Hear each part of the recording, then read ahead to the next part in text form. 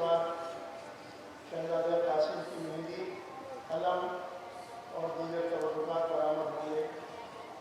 آپ حضرتوں سے درخواست ہے کہ بہت ادب اور احترام سے اپنی اپنی جگہ کھڑے رہ کر زیارت کریں۔ محمد والے محمد صلی اللہ علیہ وسلم۔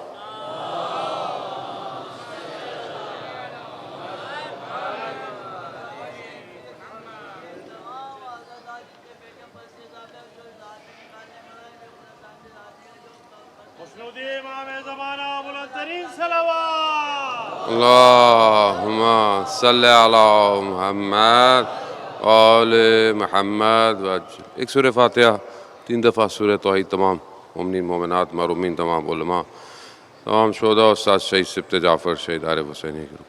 بسم اللہ الرحمن الرحیم۔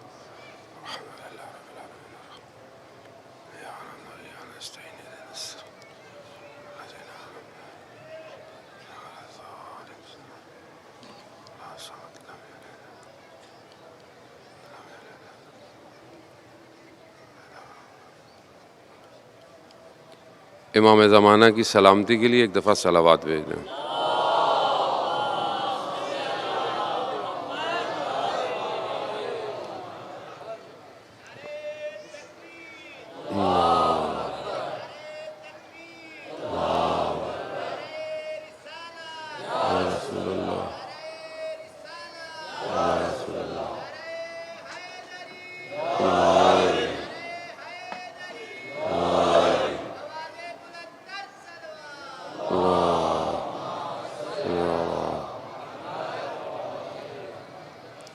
لا حول ولا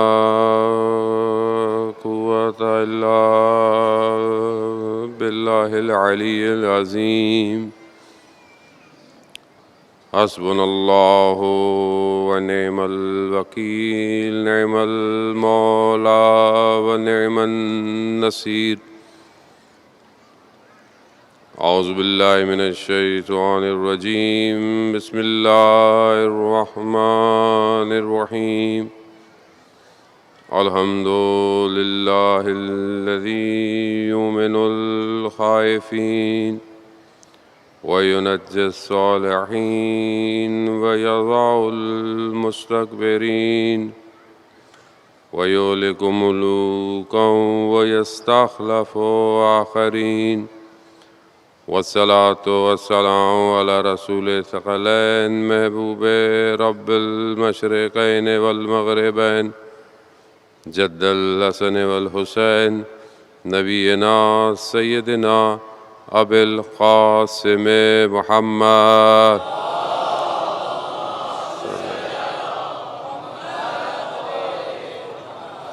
وعلى آلہ الطیبین الطاہرین المعصومین، لا سیما بقیت اللہ فی الارضین، روحی وارواحنا لتراب مقدم الفدا، ولعنت اللہ علی اعدائہم اجمعین۔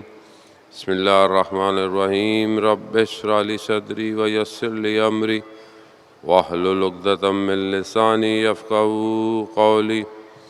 اما بعد فقد قال اللہ تبارک و تعالی فی کتاب الحکیم والقرآن المجید، وما خلقت الجن والانس الا لیعبدون۔ صلوات بھیج دیں محمد۔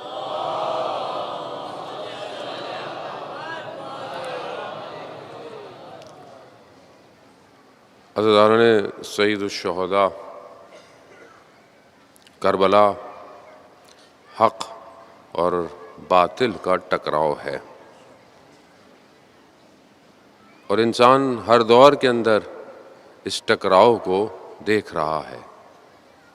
ہمیں اپنے آپ کو یہ واضح کرنا ہے، اپنے آپ کے لیے اس بات کو روشن کرنا ہے کہ ہم کس طرف کھڑے ہوئے ہیں۔ ظاہری طور پر بعض اوقات انسان جو ہے وہ گفتگو کر جاتا ہے، نعرے بھی مار لیتا ہے، لیکن اپنے کردار اور اپنے عمل سے پتہ چلتا ہے کہ وہ کس بلاک میں کھڑا ہوا ہے۔ قرآن ان دو ٹکراؤں کا کافی جگہ ذکر کر رہا ہے۔ جیسے کہتے آپ کی خدمت میں پیش کیا کہ دعوت انبیاء ہے ہی یہ کہ صرف خدا کی عبادت کرو اور اس کے علاوہ کسی اور کی عبادت مت کرو، اور نبیوں کو جو 2 کام دیے گئے وہ سب کے لیے مشترک کام تھے۔ 2 کام، ایک یہ کہ وہ لوگوں کو ڈرائیں بھی صحیح اور لوگوں کو بشارت بھی دیں، یعنی دونوں چیزوں کو بیلنس کریں۔ صرف ایسا نہیں ہے کہ صرف ڈراتے رہیں، مطلب صرف انسان جو ہے وہ ڈراتا ہی رہے۔ ایک عالم دین ایک جگہ کافی دن مجلس پڑھتے رہے اور لوگوں کو صرف ڈراتے رہے، خوف سے، قبر سے، قیامت کی ان سزاؤں سے۔ تو خواب میں سید الشہداء علیہ الصلوۃ والسلام کو دیکھا،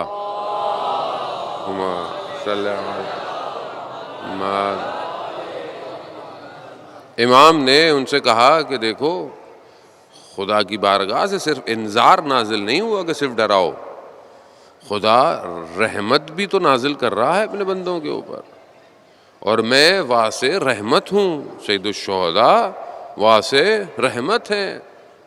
آیت اللہ غازی طباطبائی خود فرماتے ہیں کہ امام حسین علیہ الصلوۃ والسلام رحمت واسع ہیں، یعنی امام کی رحمت آپ جانتے ہیں کہ پہلے بھی عرض کی کہ امام روز عاشوراء اپنے بچوں کی قربانی کے بعد بھی ہدایت کر رہے ہیں کہ شاید ان میں سے کوئی ایک شخص ہدایت پا جائے۔ رحمت واسع یہی ہے۔ اب یہ مجالس بھی اسی رحمت کی طرف دعوت دے رہی ہے۔ تمہارا تعلق کسی فرقے سے، کسی مذہب سے، کسی اسکول آف تھاٹ سے، کسی آئیڈیالوجی سے ہے، اب یہاں آؤ، یہ رحمت کی طرف تمہیں لے کے جائیں گی۔ اب یہ جو کام انبیاء کا اللہ نے دیے ہیں، سارے نبی اسی اسٹریٹجی سے دنیا میں آئے، ظاہر ہے اس کام کو لے کر آئے، ایک پلان دیا گیا، ہر نبی کو اس کے زمانے کے حساب سے پلان دیا گیا، لیکن اس کے مقابلے میں ہر نبی کو اپنے زمانے کے حساب سے مشکلات کا بھی سامنا کرنا پڑ گیا۔ ایک جنگ، ایک جبہہ جو ہر نبی کے مقابلے میں آیا وہ شرک ہے، اور شرک کے ساتھ جو ہے اللہ کے اولیاء کا مقابلہ کیا گیا۔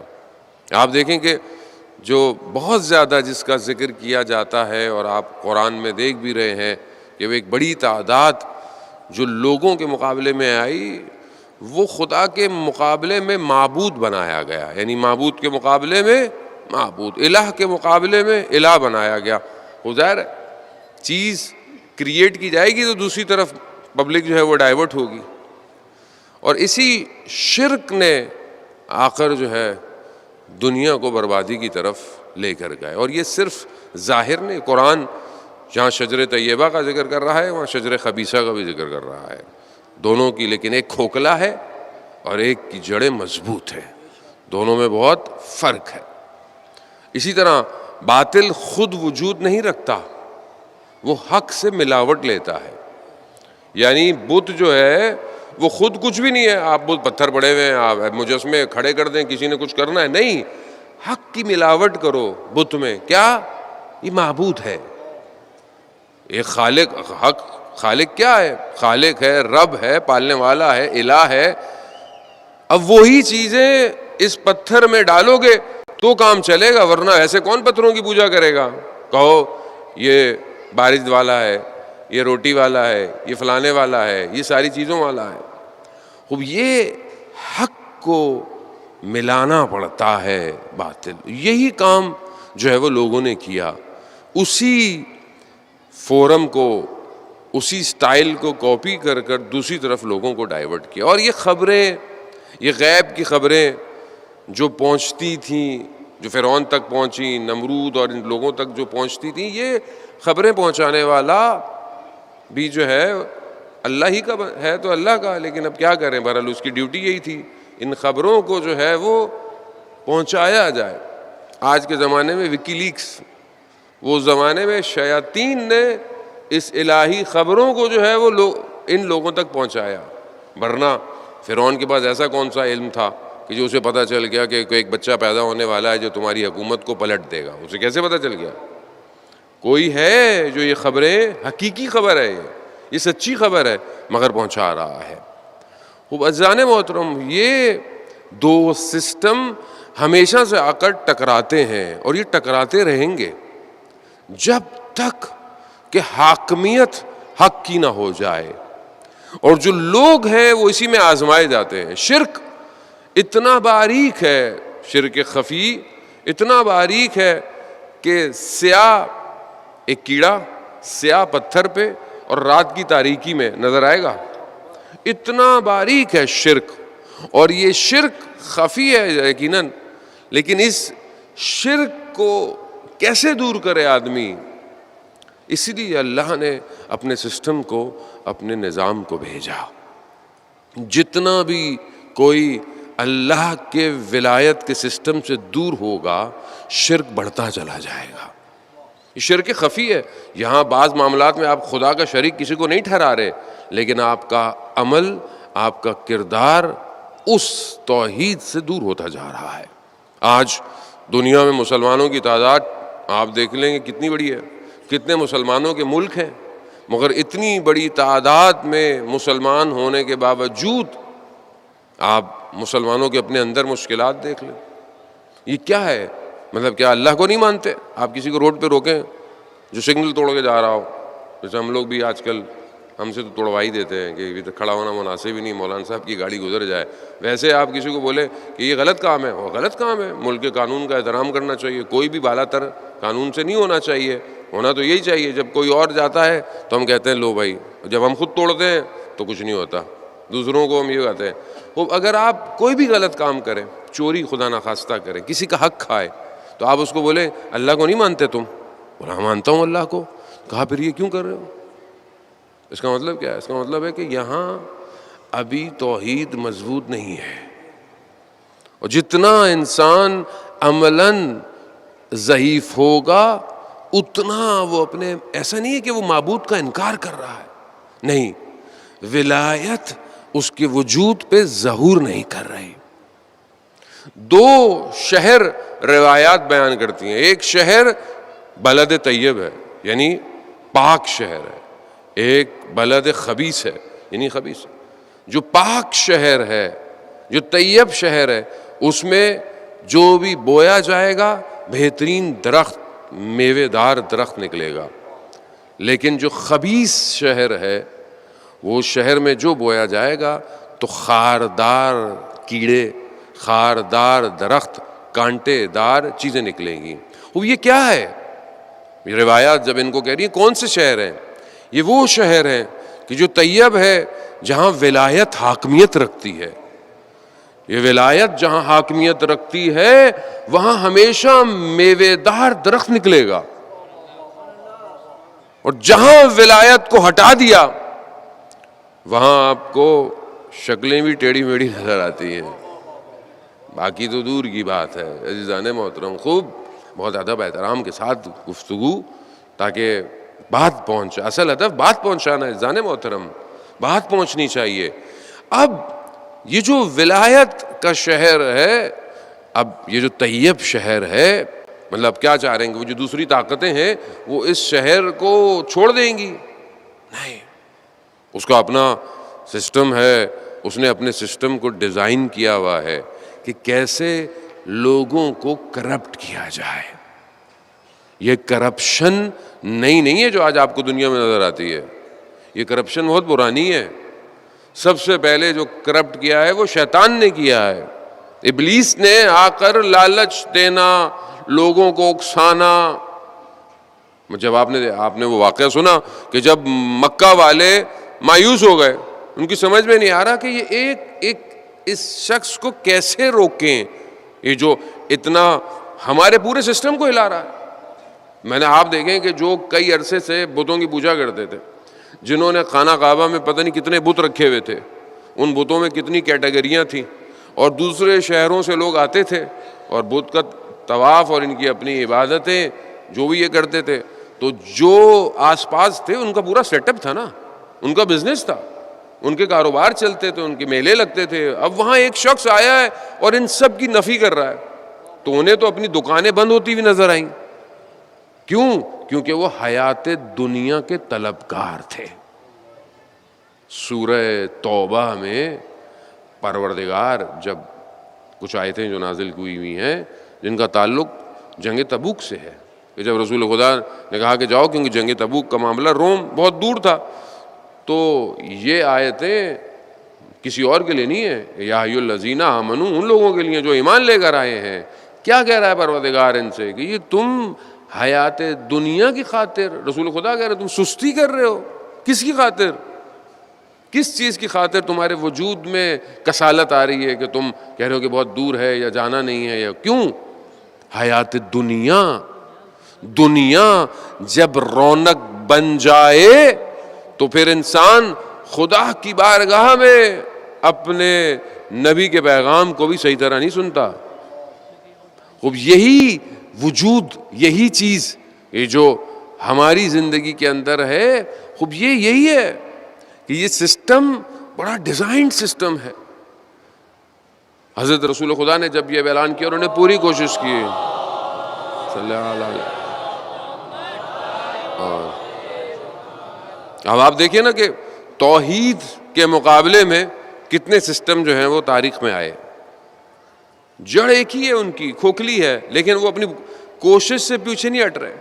جب سب جو ہے وہ مکہ کے قبیلے مایوس ہو گئے، بیٹھے ہوئے ہیں، پلاننگ کر رہے ہیں کہ اب کیا کریں، تو ایسے میں کون ایک بوڑھا سا بندہ ان کے پاس آیا اور اس نے ان کو مشورہ دیا۔ کیا مشورہ دیا؟ کہ مار دو۔ کہا کیسے مارے؟ بنی ہاشم سے ہے، قبیلہ بہت بڑا ہے، قریش بنی ہاشم میں ہے۔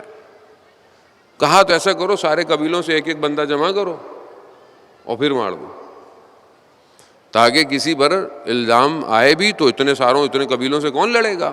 خوب یہ جو پلاننگ، یہ جو اسٹریٹجی دی گئی ہے، یہ ان مکہ والوں کے ذہن میں تھوڑی تھی کہ جو بتوں کی پوجا کیا کرتے تھے، انہیں کیا پتا، ان کو تو گھر بنانے نہیں آتے تھے، جس جہالت کی زندگی وہ زندہ رہ رہے تھے، یہ تو رسول نے آ کر ان کو کہاں سے کہاں لے گئے۔ جب یہ انہوں نے پوری پلاننگ کی، اور بہرحال اپنی پوری پلاننگ، یعنی شیطان کا یہ آخری کارڈ تھا ظاہراً مکہ میں کہ جو اس نے کھیلا۔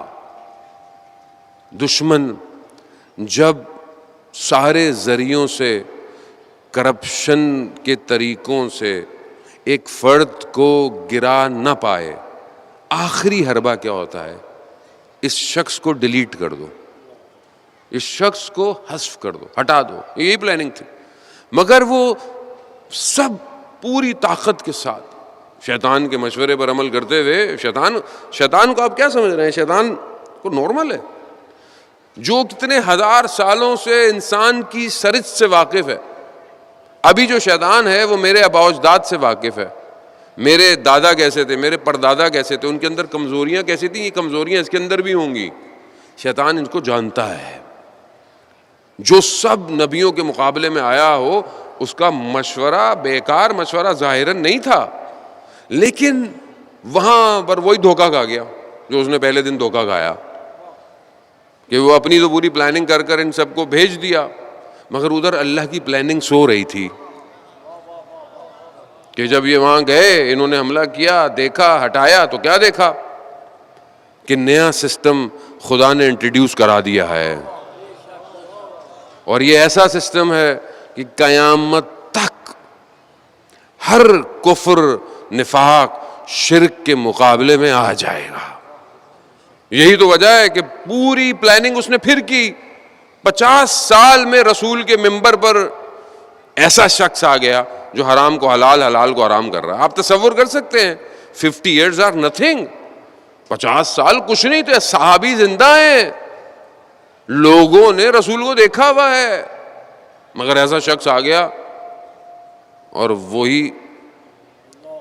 وہی سسٹم کربلا پہنچ گیا، اور کربلا میں ایسی کربلا ڈیزائن کی امام حسین نے، آج تک دشمن صرف حسین کے نام سے گھبرا رہا ہے۔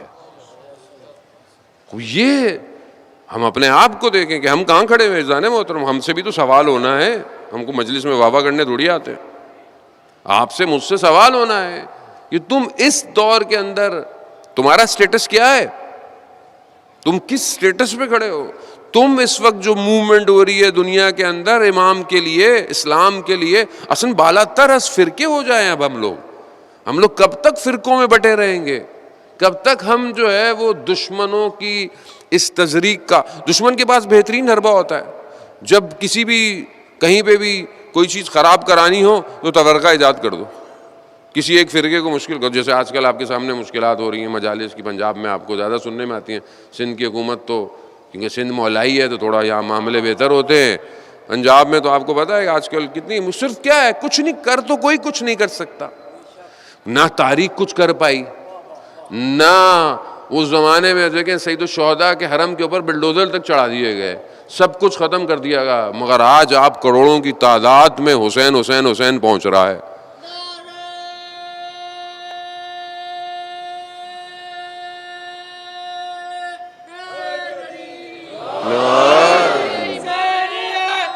زندہ باد، زندہ باد، مردہ آباد، مردہ آباد. اللہم صلی علی محمد. اب یہ کمزوری یہ جو ہمارے اندر پائی جاتی ہے یار، دیکھیں دشمن تو کھوکھلا ہے، دشمن باطل ہے، باطل کا وجود نہیں ہے. باطل حق کا سہارا لیتا ہے، کوئی نہ کوئی احساسات کا سہارا لیتا ہے، کوئی نہ کوئی حقیقت کا سہارا لیتا ہے. کہیں رسول خدا کے نام سے، کہیں اصحاب کے نام سے، کہیں اہل بیت کے، کہیں نہ کہیں. اب ہم اپنے اندر دیکھ لیں، اگر جذبات ابھار رہے ہیں تو امام علی کے نام پر دشمن کھیل جاتا ہے. کیونکہ دشمن کھوکھلا ہے، وہ یہ سہارے لے کر نفوذ کرتا ہے اور یہی نفوذ پھر اندر سے پھینک دیتا ہے. کمزوری ہماری اپنی ہے کیونکہ ہم سب بٹے ہوئے ہیں. اس کی وجہ کیا ہے؟ کیونکہ ہم دنیا کے طلبگار ہیں. حیات الدنیا خوبصورت ہے، دنیا کی زندگی ہمیں سب کچھ لگتی ہے. مگر انسان حقیقتاً اس بات کو دیکھتا ہو کہ اسے اس دنیا سے بہت جلدی جانا ہے تو کیا وہ دین کے معاملے میں کوتاہی کرے گا؟ جسے یہ پتا ہو کہ یہ میری آخری نماز ہے تو کیا وہ نماز کو ترک کرے گا؟ ایک اولیاء خدا اپنی ہر نماز کو ایسے پڑھتے تھے جیسے یہ ان کی آخری نماز ہے. ابھی آپ کو مجھے پتہ چل رہا ہے کہ بھائی یہ جو فجر آ رہی ہے یہ آخری ہے. کیسی نماز پڑھوں گا میں فجر کو؟ سر سجدے سے نہیں ہٹاؤں گا تاکہ میں مروں تو سجدے میں ہی کچھ اچھا پیکیج ہو جائے میرا وہاں پہ بھی کہ بھائی سجدے میں مرا تھا. کتنا خوش ہوتے ہیں نا ہم لوگ کہ جی نماز کی حالت میں مر گئے، جی ماتم کرتے ہوئے مر گئے، مجلس میں مر گئے، زیارت پہ مر گئے. کیوں خوش ہوتے ہیں ہم لوگ؟ اداسی تو ہوتی ہے، غم تو ہوتا ہے اپنے کا، لیکن ایک خوشی بھی تو ہوتی ہے کہ جو اچھی جگہ سے چلا گیا. خوب یہ ہر آدمی جاتا ہے. خوب کیا میں اپنی عبادت کو یہ سمجھ کے کر رہا ہوں؟ میں اپنے کسی اور خدا نہ خواستہ انسان گناہ کرتے ہوئے مر جائے، یعنی تو موقع ہی نہیں ملا توبہ کا، کیا کریں گے آپ؟ خدا نہ خواستہ جانے محترم، اس کا مطلب ہے کہ لمحہ لمحہ پریسائزلی آپ کا ملی سیکنڈ بھی جو ہے نا وہ سیف ہو رہا ہے، اس کے اندر بھی آپ کو نوٹ کیا جا رہا ہے.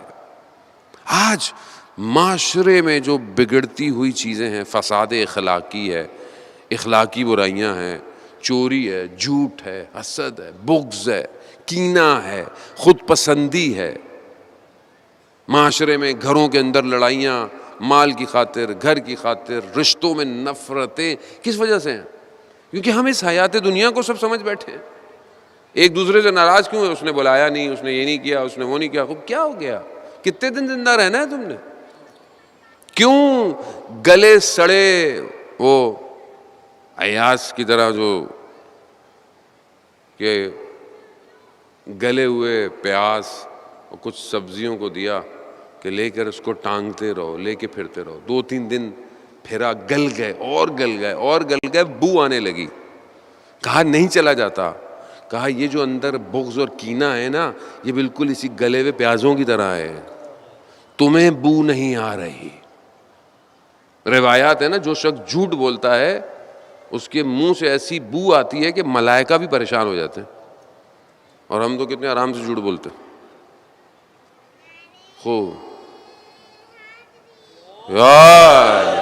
وزان محترم، خوب یہ مشکلات کیوں ہیں؟ کیونکہ لا الہ الا اللہ نہیں ہے، خدا کی طرف رجوع نہیں ہے۔ جس شخص کو خدا کی عبودیت کرنی ہے وہ بہت سکون سے پڑتا ہے۔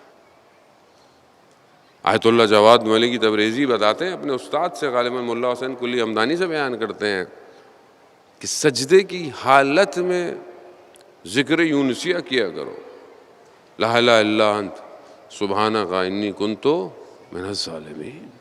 سجدے میں وہ خود بتاتے ہیں، وہ تو ہزاروں کی تعداد میں، ان کے شاگرد 3,000 ساڑھے 3,000 ہزار دفعہ سجدے میں پڑھا کرتے تھے۔ ویسے جو تعداد ہے ان کی، انہی سے جو بیان کی جاتی ہے، وہ 300 ساڑھے 300 دفعہ ہے۔ لیکن کیا ہم نے زندگی میں ایک دفعہ سجدے میں پڑھا؟ ہم کیا اپنے آپ کو خدا نہ خواستہ اعوذ باللہ کیا اللہ کے نبی سے بہتر سمجھتے ہیں؟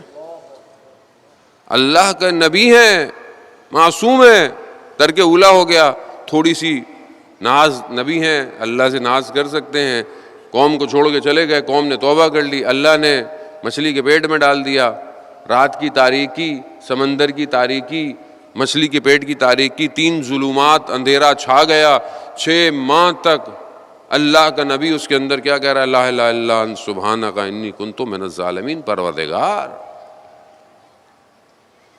میں نے خود اپنے اوپر ظلم کیا ہے۔ وہ کیا میں اپنے اوپر ظلم نہیں کر رہا؟ کیا میں اپنے معاشرے پہ ظلم نہیں کر رہا؟ میں خدا کی وحدانیت کو کیسے پیش کروں گا؟ کیسے جواب دوں گا؟ عزیزان محترم، آج اگر اسلام کی حاکمیت نہیں ہو رہی تو میں اور آپ قصوروار ہیں، کیونکہ جہاں مجھے ملتا ہے ہم کرپٹ ہیں، ہم کرپشن کر رہے ہیں، اور اس کا دوسرا جو شجرہ خبیثہ ہے، وہ بلد خبیث جو ہے، وہ اپنی پوری پینیٹریشن کر رہا ہے۔ وہ ان جوان کے دل، جن کے دل جو ہے وہ ذکر الہی میں مشغول ہونے چاہیے، وہ ان جوانوں کے دلوں میں بے حیائی، برائی، دنیا کی محبت، ظاہری دنیا کی لالچیں، زرق اور برق ڈال رہا ہے۔ ہم کیا کر رہے ہیں؟ ہم اپنے بچوں کو تعلیم، ایجوکیشن اچھی، پڑھائی اچھی، یونیورسٹی اچھی، لیکن تربیت اچھی کے لیے کوئی ہمارے پاس سسٹم ہے کہ نہیں ہے؟ ہم مسلمان ہیں، آخر مطلب کہیں نہ کہیں کوئی نہ کوئی تو سسٹم ہو۔ مجلس تو خدا کا شکر کریں کہ اللہ تعالیٰ نے ہمیں یہ رزق اور نعمت دی ہے، کہ اگر یہ ہمارے پاس نہ ہوتی تو کس نے اللہ کو یاد کرنا تھا؟ آپ دیکھ لیں، جس امت کے پاس ذکر نہیں ہے اس کا حال آپ کے سامنے ہے، اور اگر ہے اور بغیر ولایت کے تو بھی حال آپ کے سامنے ہے، آپ کے سامنے ہے۔ اور عزیزان محترم، خوب ہماری بہت ذمہ داری ہے، لا الہ الا اللہ کو قائم کرنا ہے۔ آپ آنکھیں بند نہیں کر سکتے کہ میرے گھر کے برابر میں برائی ہو رہی ہے اور میں کچھ بھی نہیں کروں۔ نہیں، ایسا کب تک آپ کریں گے؟ کیسے کریں گے؟ مطلب خدا کی بارگاہ میں کیسے جواب دیں گے آپ؟ سید الشہداء اسی برائی کو روکنے کے لیے تو کربلا آئے تھے، ورنہ امام حسین مدینہ میں بڑے آرام سے رہتے۔ کیا تھا مشکل؟ اس نے کچھ کہنا تھوڑی تھا، نہیں، وہ بھی جانتا تھا، کیونکہ دشمن اللہ کے ولی کو جانتا ہے کہ یہ ایک شخص کائنات کو پلٹ سکتا ہے، اور یہی کیا امام حسین علیہ السلام۔ تو عزیزان محترم، اگر ہم توحید کی وادی میں انٹر ہونا چاہتے ہیں تو ہمیں ولایت کو اپنے وجود میں ظہور دینا پڑے گا، اور ایک صفت کہ جو اللہ کے پاس ہے، وہ صفت خدا اپنے بندوں کو دینا چاہتا ہے، وہ رحم کی صفت ہے۔ ہماری جو ایک مشکل ہے، ہم ایک دوسرے پر رحم نہیں کرتے۔ آپ دوسرے معاشروں کی تعریف کرتے ہیں بعض اوقات، جی فلانے معاشرے میں دیکھیں کتوں کا کتنا خیال رکھا جاتا ہے، بڑے بڑے اچھے لوگ ہیں. بھائی وہ کتوں کا ہی خیال رکھتے ہیں، انسانوں کا خیال نہیں رکھتے. وہ آپ انسان، اگر انسانوں کا خیال ہوتا تو انسان اتنی تذلیل میں نہ ہوتا. اسلام جانور کے حقوق بھی بیان کر رہا ہے، لیکن آپ مسلمان تو بنے پہلے. سب سے پہلے تو انسان کے حقوق کا خیال رکھیں. رحم، رحمانیت یہ خدا کی طرف سے، یہ خدا نے ماں کو دی ہے. ماں کو نہ دی ہوتی تو ماں بچے کو حمل میں نہ رکھتی. 9 ماہ جو ماں حمل میں اپنے بچے کو رکھتی ہے، یہ خدا کی رحمانیت ہے. اس کے اندر بچہ رو رہا ہو، گریا کر رہا ہو، ساری رات سوتی نہیں ہے، کس نے ڈالی ہے رحمانیت؟ خدا نے ڈالی ہے. آپ چل رہے ہیں رستے سے، آپ نے پتھر سائڈ پہ کر دیا. کیوں کیا؟ شاید کوئی گر نہ جائے، چوٹ نہ لگ جائے. یہ آپ کے اندر کہاں سے آیا؟ کس نے دیا آپ کو؟ جیسے ہی یہ کم ہو جاتا ہے نا تو پھر آدمی کیا کہتا ہے؟ پڑھا رہے بھائی، مجھے اس سے کیا. جیسے آج ہم پورے معاشرے کو کہہ رہے ہیں ہونے دیں، ہمیں اس سے کیا، جو بھی ہو رہا ہے ختم ہو گئی ہے. اور روز قیامت میں اگر کوئی جنت میں جائے نا تو اسے اتنا پریشان یا اسے تو خوش ہونے کی ضرورت نہیں ہے. کیوں؟ بلکہ اس بات کا افسوس ہونا چاہیے کہ اس رحمان کے ہوتے ہوئے جہنم میں کیسے کوئی چلا گیا. یعنی اس کی طرف وہ واقعہ آپ نے سنا ہے، ملائکہ ایک شخص کو جہنم کی طرف لے کے جائیں گے، مڑ کے دیکھے گا پیچھے، آواز آئے گی کہ کیا دیکھتا ہے مڑ کے؟ کہا پروردگار تیری طرف امید رکھتا ہوں. کہا ابھی بھی تجھے میری طرف امید ہے؟ کہا ہاں پروردگار. کہا اس کو چھوڑ دو. یعنی کتنا رحمان ہے، کتنا رحیم ہے. حضرت نوح کا وہ واقعہ کہ حضرت نوح نے عذاب کو مانگا ہے. کیوں؟ کیونکہ 950 سال میں چند لوگ مومن ہوئے، بس اللہ نے عذاب کو ٹالا ہے. آپ تاریخ الانبیاء قصص الانبیاء پڑھتے رہتے ہیں. اللہ نے عذاب کو ٹالا ہے.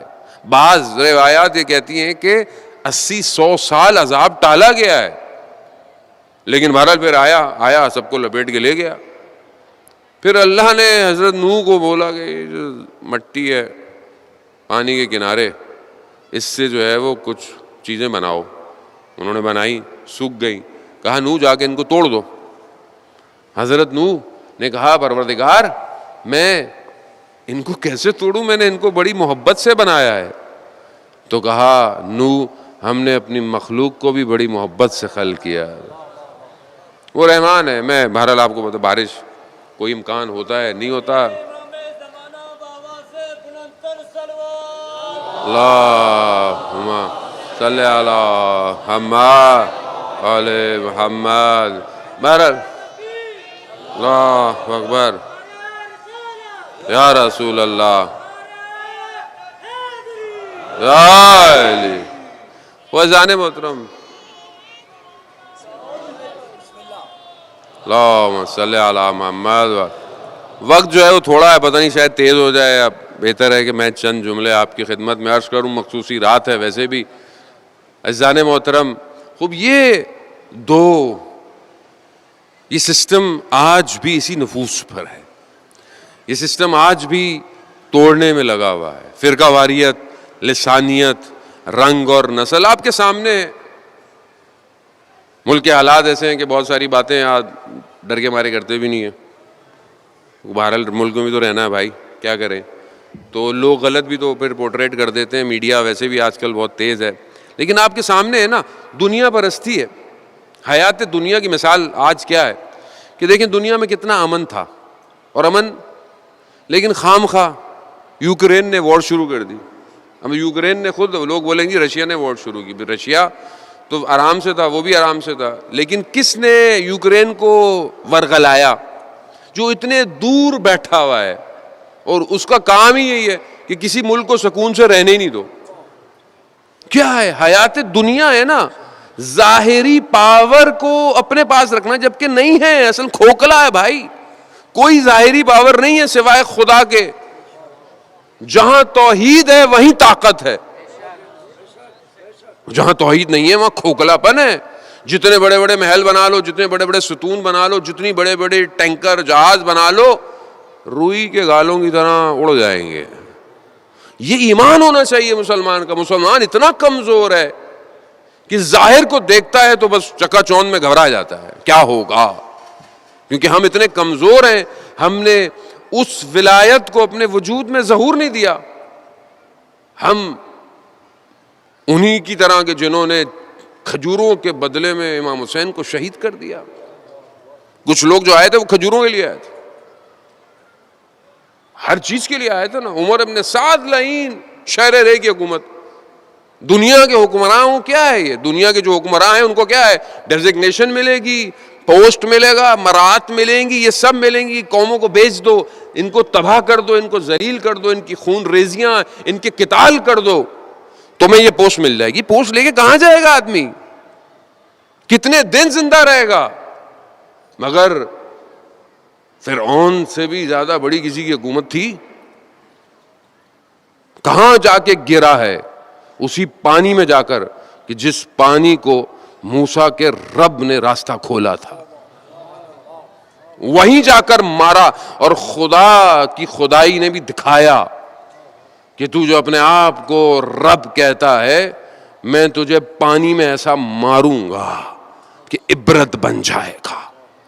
مگر اتنا ہی رب تھا تو پانی کو تھوڑی دیر خشک رکھتا نہیں. یہ مگر مسلمان کیونکہ تعلیمات حقیقی توحید سے دور ہے, اس لیے کھوکھلا ہے, ڈرتا ہے, خوف ہے. جانے محترم, خدا یہی تو بار بار کہہ رہا ہے, تم حیات دنیا, تمہیں دنیا ایسی ہو گئی ہے کہ تم رسول کی بات نہیں سنتے.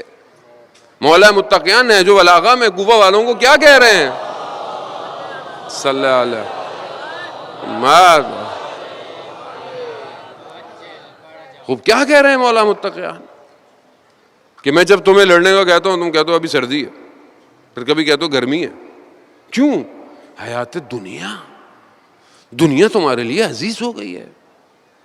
ہماری بھی دنیا ہمیں عزیز ہے.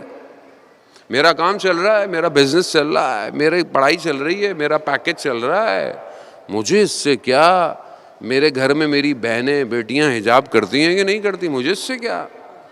مجھے اس سے کیا حرام لقمہ کھا رہا ہوں کہ حلال لقمہ کھا رہا ہوں, مجھے اس سے کیا میرے گھر میں گانے بج رہے ہیں, مجھے اس سے کیا, مجھے اس سے کیا فرق پڑتا.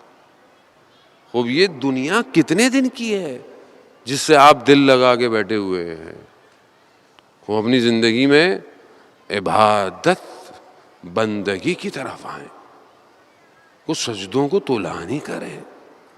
لا الہ الا انت سبحانک انی کنت من الظالمین. تو پھر خدا کی بھی آواز آئے گی نا, فاستجبنا لہ ونجیناہ من الغم وکذالک ننجی المؤمنین. خدا ہی ہے جو نجات دے, کوئی نجات نہیں دے گا. یہ دنیا نے دھوکہ دیا ہوا ہے آپ کو نجات دینے کا. یہ ظاہری طاقتیں دھوکہ ہے, یہ فیک ہے. وہ مسلمانوں کو سب سے پہلے تو خدا کی طرف آئیں. جب خدا کی طرف آئیں گے خدا خود راستہ دے گا. اور کم از کم اپنے ملک کو ہم بہتر کریں. جانے محترم, کم از کم انسان اپنے گھر کو تو اچھا کرے. جب آپ اپنے گھر کو اچھا کریں گے تبھی تو دنیا اچھی ہوگی. گھر اچھا نہ ہو, انسان بعض اوقات اپنے گلی یا بلدیہ پر کمپلین کرتا ہے. بھائی آپ کی گلی کے سامنے اگر کوئی چیز خراب ہے تو آپ کا بھی تو حق بنتا ہے. اگر ان میں صلاحیت نہیں ہے تو آپ خود کچھ بہتر کر لیں.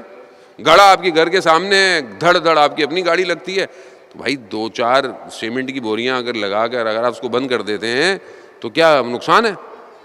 لیکن نہیں, کیونکہ میں خود اپنے آپ کو ہی نہیں جانتا. میرے اپنی زندگی کے گڑھے پر نہیں کیے, میں گلی گڑھے کہاں سے پر کروں گا؟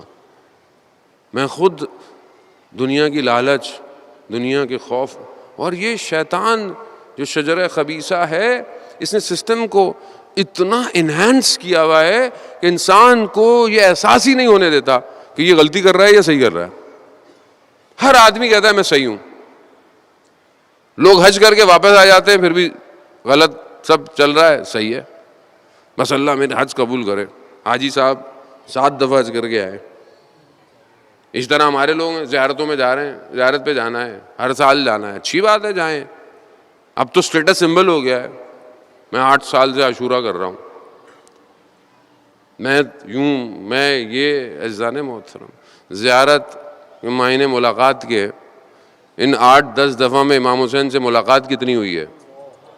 میں یہ نہیں کہتا کہ آپ نہ جائیں، اللہ نے آپ کو دیا ہے، آپ جائیں، آپ اور لوگوں کو بھی لے کے جائیں، لیکن ابھی یہ مطلب ہم ہر چیز میں اترتے چڑھتے فیس بک اپڈیٹ ہو رہا ہوتا ہے، انسٹاگرام اپڈیٹ ہو رہا ہوتا ہے. بھائی اپنے باطن کو حسین کے آگے اپڈیٹ کرو. امام حسین تمہارے سٹیٹس کو بتائیں گے تمہارا سٹیٹس کیا ہے. وہ جو تم لے کر آئے تھے بغض اور کینہ، ختم ہوا کہ نہیں ہوا؟ حسین کی بادشاہی میں آ کے انسان جو ہے وہ بغض اور کینہ لے کر واپس آ رہا ہے. میں کتنی فیملیوں کو دیکھا واپس آنے کے بعد بھی وہی آپس میں چپ کلشیاں، ناراحتیاں، ایک دوسرے کی برائیاں. وہ بھائی آپ پھر حسین کے در سے نہیں آئے، آپ تو در و دیوار دیکھ کے واپس آ گئے. کیسے ہو سکتا ہے کوئی حسین کی بارگاہ میں جائے؟ ایک یہودی جو ہے وہ گولڈ کا کاروبار کرتا تھا، اس کا ڈر تھا عراق میں حالات خراب ہوئے، وہ گھبرا کے چھپ گیا کہ بھائی کہیں جان کو خطرہ نہ ہو. کچھ دن بعد گیا، دیکھا دکان میں سے مال وال سب لٹ گیا. بہت پریشان تھا، بہت پریشان، اس سے بہتر ڈپریشن میں مر جاتا. اس نے نہ جانے کس طرح اپنے آپ کو جو ہے وہ امام حسین سے توسل کیا. یہودی تھا لیکن بہرحال کیونکہ وہاں کی فضا ایسی ہے کہ لوگ امام حسین کو مانتے ہیں. کچھ دن بعد کہتا ہے کہ میں ایسی نجف گیا اور وہیں کچھ دن رہنے لگا، تو ایک اپنے جاننے والے جس کا کام بھی یہی تھا، پتھر بیچنا، سونا، اس کی دکان بیٹھا ہوا تو ایک شخص آیا، کہا کہ مجھے کچھ مال بیچنا ہے. جیسے ہی اس نے وہ بیگ کھولا، صندوق کھولا، تو سارا میرا مال تھا. میں نے اچانک سے اس پہ حملہ کیا، خیر وہ بھاگ گیا، سارا وہ میرا مال مجھے مل گیا. صرف امام حسین سے توسل کیا. کچھ چیز نہیں ہے امام حسین کے لیے دینا، صرف امام حسین اس کا قلب خریدنا چاہتے تھے. وہ یہودی مسلمان ہو گیا. امام حسین قلب خریدتے ہیں. جس کے قلب حسین خرید لے، کیا اس کے قلب میں کسی اور کے لیے نفرت ہونی چاہیے؟ آپ خود تصور کریں نا. اس کا مطلب کیا؟ اس کا مطلب ہے کہ ولایت ظہور نہیں کر رہی، نفوذ نہیں کر رہی. اور وہی جتنے میں نے کل آپ کی خدمت میں عرض کیا کہ جتنے درجے قرآن کی آیات کے ہیں اتنے بہشت کے درجے ہیں. لیکن یہ قرآن کی آیات کے درجے تب آپ کو ملیں گے جب قرآن پر عمل ہوگا. قرآن پہ عمل کتنا ہے؟ قرآن سے عمل کتنا ہے؟ اور قرآن پہ عمل نہیں ہو سکتا جب تک ولایت اندر نفوذ نہ کرے. رسول خدا نے کیا فرمایا؟ میں 2 بھاری چیزیں چھوڑ کے جا رہا ہوں تمہارے پاس، گران بہار. حدیث ثقلین تمام کتابوں میں اہل سنت اہل شیعہ متفقہ علیہ حدیث ہے. حدیث ثقلین 2 بھاری چیزیں چھوڑ کے جا رہا ہوں، اور جب تک تم ان 2 بھاری چیزوں سے متمسک نہیں ہوگے مجھ تک، حوض کوثر تک نہیں پہنچ سکتے. قرآن کے درجات چاہتے ہیں، بہشت کے درجات چاہتے ہیں، تو یہاں اہل بیت کو تھامنا پڑے گا. اور اگر اہل بیت کو تھاما ہے تو پھر قرآن کو اپنے وجود میں پیوست کرنا پڑے گا. آج لوگ سوال کرتے ہیں، ہم امام کو دیکھنا چاہتے ہیں، مولانا ہم امام کی زیارت چاہتے ہیں، کوئی وظیفہ دیجئے. لوگ ہمارے بارے میں بھی خوش فہمی کا شکار رہتے ہیں کہ مولانا آپ کی تو امام سے ملاقات ہو گئی ہوگی. عزیزان محترم، خطا کار گناہ گار آنکھیں ہیں. ایسا نہیں ہے کہ دل نہیں چاہتا. بہت شرمندگی ہوئی. میں آج ایک واقعہ پڑھ رہا تھا. ایک عالم دین کہتے ہیں کہ میں آیت اللہ شمس الدین اپنی کتاب روزگاران جلد 5 میں یہ بیان کرتے ہیں کہ میں مسجد جمکران میں تھا، میری آنکھ لگ گئی.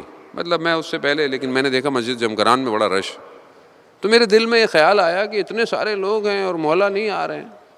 اسی اثنا میں میری آنکھ لگ گئی. آنکھ لگی تو میں نے امام کو خواب میں دیکھا. میں نے وہی بات امام کو خواب میں کہی کہ مولا اتنے سارے لوگ ہیں اور آپ آ نہیں رہے. تو امام فرماتے ہیں کہ یہ سارے لوگ میرے لیے نہیں آئے، یہ اپنی خواہشات، اپنی آرزوؤں کے لیے آئے ہیں. ہاں مگر وہ ایک شخص جو کونے میں بیٹھا ہے نا بوڑھا سا, وہ میرے لیے آیا ہے. ہاں میری آنکھ کھلی تو میں نے کہا پتہ نہیں میرا خواب سچا ہے کہ نہیں ہے. تو میں نے اس کونے کو جس میں امام نے اشارہ کیا دیکھا, تو میں نے دیکھا کہ ہاں ایک بوڑھا شخص اس کونے میں عبادت کر رہا ہے, گریے کرتا ہے, رو رہا ہے, نماز پڑھتا ہے, تضرع کر رہا ہے. اب میں اس کی نماز ختم ہونے کا انتظار کرتا رہا, پھر میری آنکھ لگ گئی. رات کا پہر تھا. پھر جب میری آنکھ کھلی میں نے دیکھا بوڑھا شخص جا چکا ہے. میں نے کہا ہائے قسمت کہ میں اس شخص کو تو دیکھتا ملتا کہ جو امام کا حقیقی انتظار کر رہا ہے. کہا اسی طرح میں بہرحال جو ہے وہ ایک کہیں سے گزر رہا تھا تو مجھے ایک دکان سے عطر کی خوشبو آئی. تو میں نے دیکھا دکان بند ہے کہ میں دیکھوں کہ یہ کس کی دکان ہے. تو اللہ اکبر, وہ جو چیز جس نے مجھے بھی ہلایا, شاید کہ اچھا کرے کہ میں بہتر ہل جاؤں. وہ کہتے ہیں کہ رات کو سونے سے پہلے اپنے ذہنوں اور خیالوں میں امام زمانہ کو لے کے سوتا ہوں. مجھے بڑی شرمندگی ہوئی اپنے اوپر کہ میں سوتے ہوئے امام کو اپنے ذہن میں لے کے نہیں سوتا. کہتے ہیں کہ میں سوتا ہوں کہ شاید جب میں اٹھوں تو مجھے امام کی خوشبو آئے. تو وہ کہتے ہیں وہ کسی نے کہا کہ کوئی شخص آیا تھا. کہا کون تھا؟ کہا بوڑھا تھا شخص آیا تھا. کہتا خوشبو تو ویسی تھی. کہتا ہاں. کہا اس بوڑھے شخص نے کہا تھا کہ امام نے آپ کو سلام بھجوایا ہے. کہا میں نے اپنی قسمت پر گریہ کیا کہ میں اس شخص کو بھی نہیں دیکھ پایا کہ جو اس نے امام کا سلام مجھے بھجوایا ہے. عزیزان محترم, خب یہ کیسے ہوگا؟ کب ہم اپنے آپ کو اس قابل کریں گے کہ ہم اپنے امام کو جو ہے وہ دیکھ سکیں؟ اللہ صلوات بھیجتے محمد والے محمد. اللہم صلی علی محمد. بہرحال میں دستبردہ آپ سب سے معافی کا بھی طلبگار ہوں. بعض اوقات انسان جملہ ایسا بول بیٹھتا ہے, ہو سکتا ہے کسی کے دل کو آزاری ہو. اصل ہدف کسی کے دل کی آزاری نہیں ہے, درد دل ہے کہ جو ہمیں بہرحال بیان کرنا چاہیے.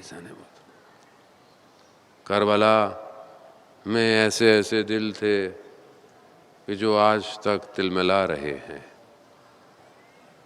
جب مدینہ میں امام حسن مجتبیٰ کو زہر دیا گیا اور جگر کے ٹکڑے تشت پر آ رہے تھے, اس حالت میں بھی امام نے اپنے چھوٹے سے بچے کو بلایا اور اس کو ایک خط سا لکھ کے دیا اور تعویذ نما اس کے ہاتھ پہ باندھ دیا گیا. اور یہ کہا کہ بیٹا جب بہت مشکل آئے نا زندگی میں, اور ماں کو یہ تجویز کیا کیونکہ وہ تو حضرت قاسم تو چھوٹے سے ہیں, کہ جب بہت مشکل آئے زندگی میں تو اس تعویذ کو کھول لینا. مگر حضرت قاسم کی زندگی میں مشکل کیسے آتی؟ جس کا چچا حسین ہو, جس کے چچا حضرت عباس ہوں, اسے ساری زندگی میں کیسے مشکل آتی؟ نہیں آئی مشکل. عاشورہ, شب عاشورہ ہو گئی, ہر ماں اپنے بچے کو تیار کر رہی ہے. قاسم کی ماں بھی قاسم سے یہی کہہ رہی ہے, بیٹا قاسم صبح دیر نہیں کرنا اپنے چچا جان. شب عاشورہ جب خیموں میں سب بیٹھے ہوئے ہیں, امام سب کو ان کے مقامات بتا رہے ہیں, یہ بچہ ابھی خیمے میں پیچھے بیٹھا ہوا ہے. مقاتل یہی بیان کرتی ہیں, چھوٹا ہے. جب اس نے دیکھا کہ سب کو کہہ دیا مجھے کچھ نہیں کہا گیا, سلام ہو بنی ہاشم کے جوانوں پر, عجیب معرفت تھی ان کو. کیا کہتا ہے, چچا جان کیا ہماری باری نہیں آئے گی؟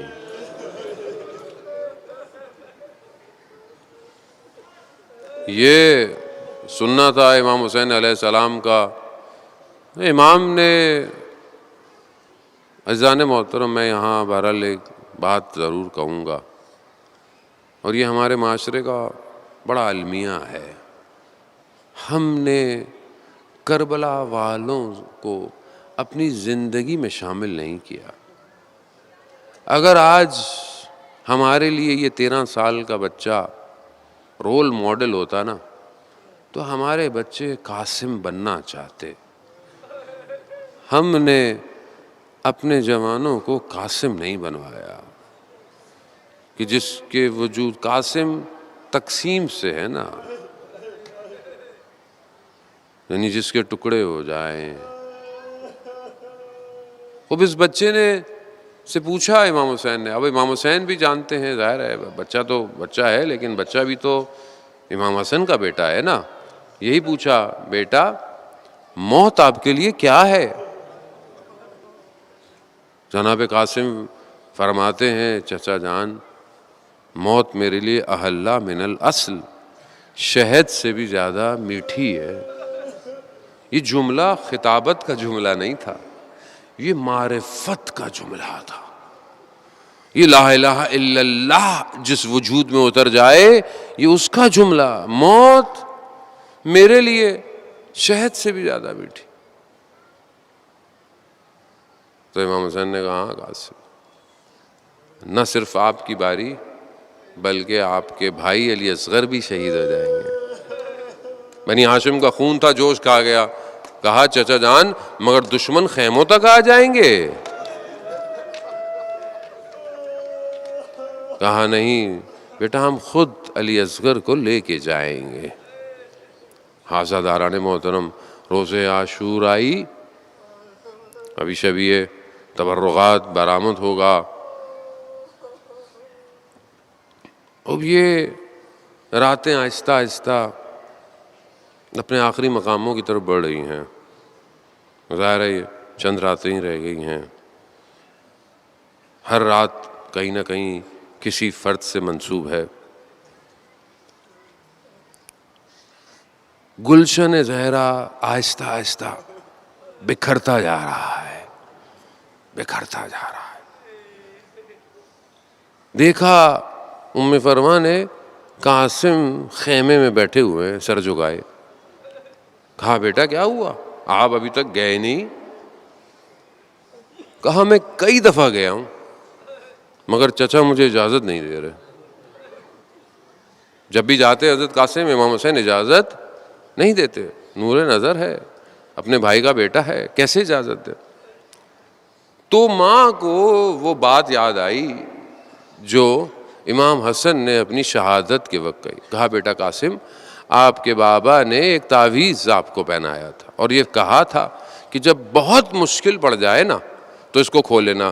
بیٹا اس سے مشکل زندگی میں کوئی اور وقت نہیں آئے گا، اس سے مشکل کوئی اور وقت نہیں آئے گا. قاسم نے اس تعویذ کو کھولا تو اپنے بابا کا خط تھا، اس کو چوما، آنکھوں میں مس کیا، آگے اپنے بابا کی تحریر پڑھی. کہا، بیٹا قاسم، جب یہ دیکھو کہ دشمن نے چاروں طرف سے تمہارے چچا کو گھیر لیا ہے نا تو جان دینے میں دریغ نہیں کرنا. بس عزاداران محترم، یہ پڑھنا تھا. حضرت قاسم کے چہرے پر ایک خوشی آ گئی. اللہ اکبر، اللہ اکبر. کیسے جوان ہیں یہ جو اپنی جان کا نذرانہ پیش کرنا چاہتے ہیں، عشق کے دریا میں ڈوبنا چاہتے ہیں. جیسے ہی پڑھا، اب جب حضرت قاسم امام حسین کی طرف آ رہے ہیں نا تو اب حضرت قاسم کے چلنے سے امام حسین کو پتہ چل گیا کہ اب یہ سفارش لے کے آ رہا ہے.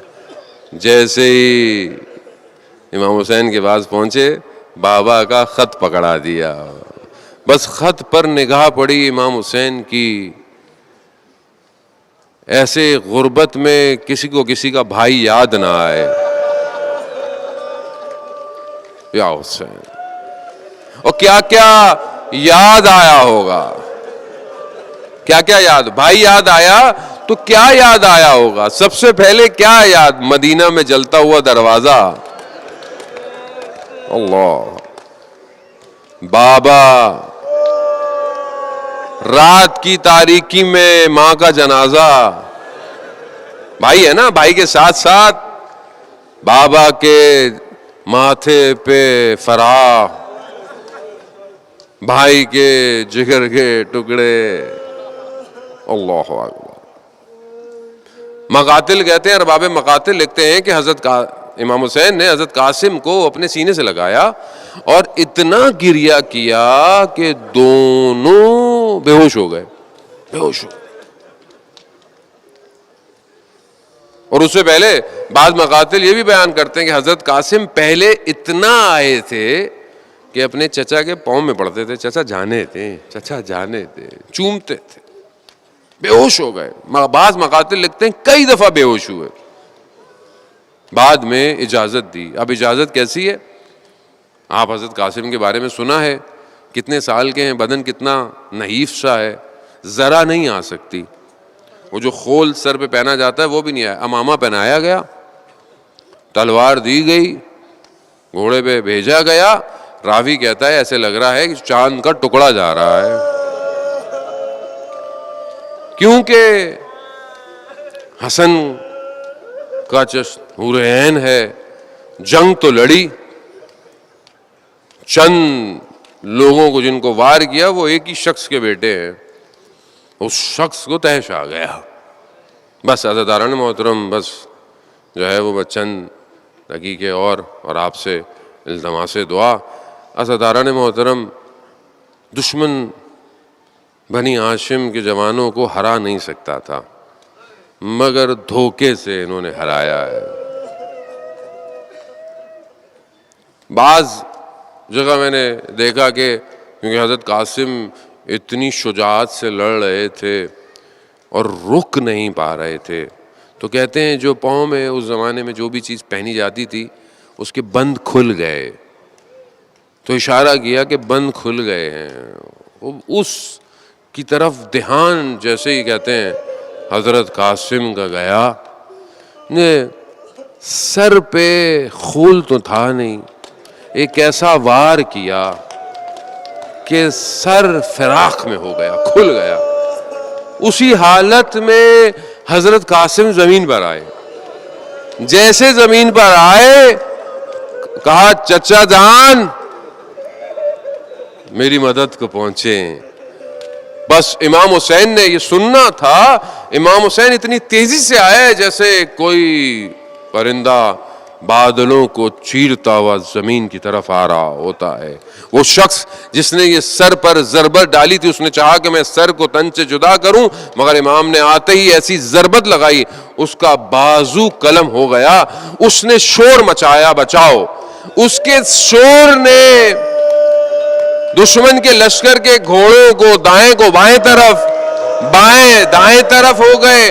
اب آپ خود سمجھ سکتے ہیں ہر گھوڑے کی ٹاپ میں قاسم کہتے تھے چچا جان. نہیں نہ جانے کیا ہوا، وہ چھوٹا سا بدن ہے، دائیں پسلیاں بائیں طرف، بائیں پسلیاں دائیں. میرا مولا پہنچا ہے. بس چند جملے عزاداران محترم، امام نے یہ جملے کسی بدن پر نہیں کہے سوائے حضرت قاسم کے. کہا کہ اے میرے بھتیجے، یہ چچا کے لیے کتنا سخت ہے کہ آپ انہیں پکارے اور میں نہ پہنچوں. بس عزاداران محترم، مقاتل کہتے ہیں میرے مولا نے حضرت قاسم کو اپنے وجود سے لگایا کہ حضرت قاسم کی ٹانگیں زمین پر گھسیٹتی ہوئی اور اسی حالت میں خیموں میں پہنچا دیا. اللہ